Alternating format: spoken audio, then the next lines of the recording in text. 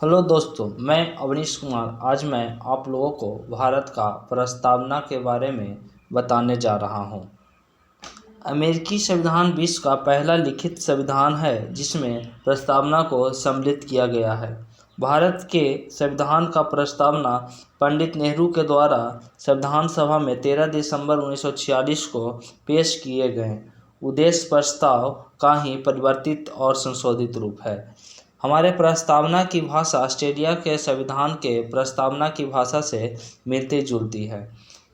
42वें संविधान संशोधन 1976 के द्वारा प्रस्तावना में 3 शब्द जोड़े गए: समाजवादी, पंथनिरपेक्ष और अखंडता।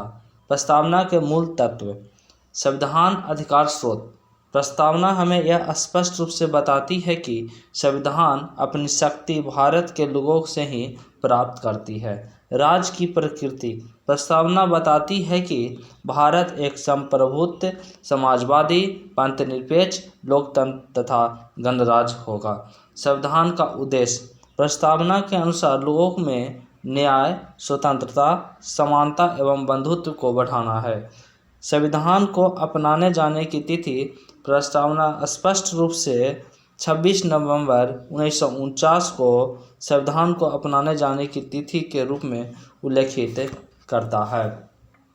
कुछ राजनीतिज्ञ जो प्रस्तावना के बारे में अपनी टिप्पणियां करते हैं।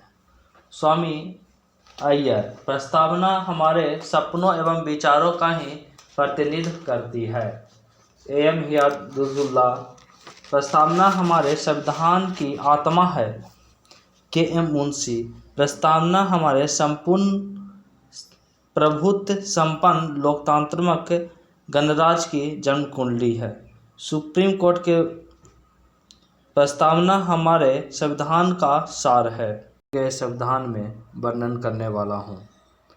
हम भारत के लोग भारत को एक संपूर्ण प्रभुत्व संपन्न समाजवादी पंथनिरपेक्ष लोकतांत्रिक गणराज्य बनाने के लिए तथा उसके समस्त नागरिकों को सामाजिक, आर्थिक और राजनीतिक न्याय तथा विचार अभिव्यक्ति, विश्वास, धर्म और उपासना की स्वतंत्रता, प्रतिष्ठा और अवसर की समता प्राप्त कराने के लिए तथा उन सब में व्यक्ति की गरिमा और राष्ट्र की एकता और अखंडता सुनिश्चित करने वाली बंधुता बढ़ाने के लिए दृढ़ संकल्प होकर अपनी संविधान सभा में आज दिनांक 26 नवंबर 1949 को शपथ लेते हैं। प्रस्तावना के प्रमुख शब्द: संप्रभुता, सोवरेन। संप्रभु शब्द से आशय है कि भारत न तो किसी दूसरे देश के अधीन है और न ही किसी दूसरे देश पर निर्भर है, अर्थात भारत अपने सभी प्रकार के आंतरिक और बाहरी मामले में निर्णय लेने के लिए स्वतंत्र है। समाजवादी: इसे 42वां संविधान संशोधन के द्वारा प्रस्तावना में डाला गया।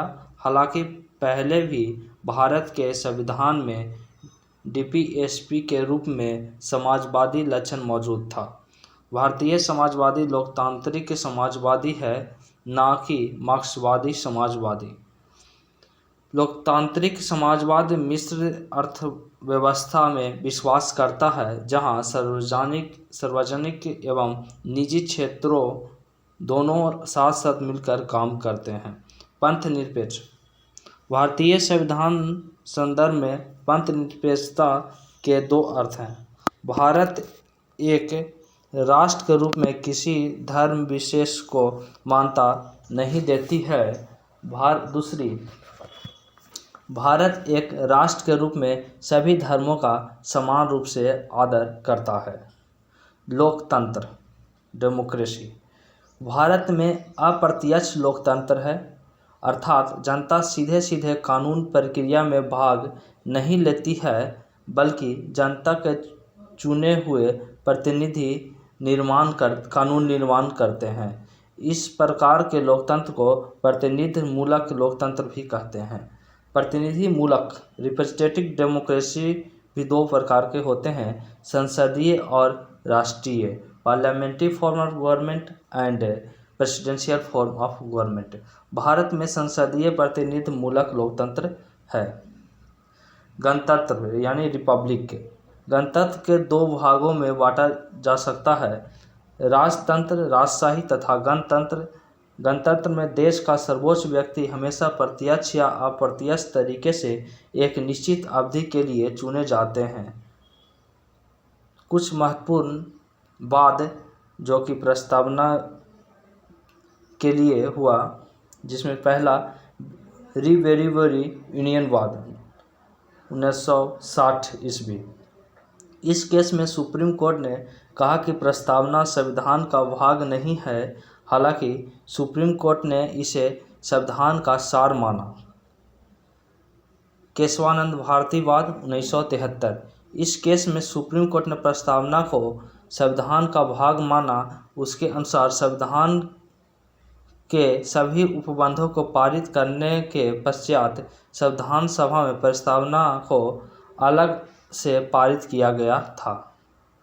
क्या प्रस्तावना में संशोधन हो सकता है? सुप्रीम कोर्ट ने कहा कि प्रस्तावना में संशोधन हो सकता है, परंतु इसके मूलभूत यानी बेसिक स्ट्रक्चर को नुकसान किए बिना। प्रस्तावना में कही गई बातों को न्यायालय द्वारा लागू नहीं करवाया जा सकता है, अर्थात इसे वैधिक दर्जा प्राप्त नहीं है। अशोक ठाकुर बनाम यूनियन ऑफ इंडिया 2008। उद्देश्य का संविधान का अनिवार्य भाग है और उसकी विशेष वस्तु उद्देशिका में अभिव्यक्त अवधारणाओं पर आधारित है।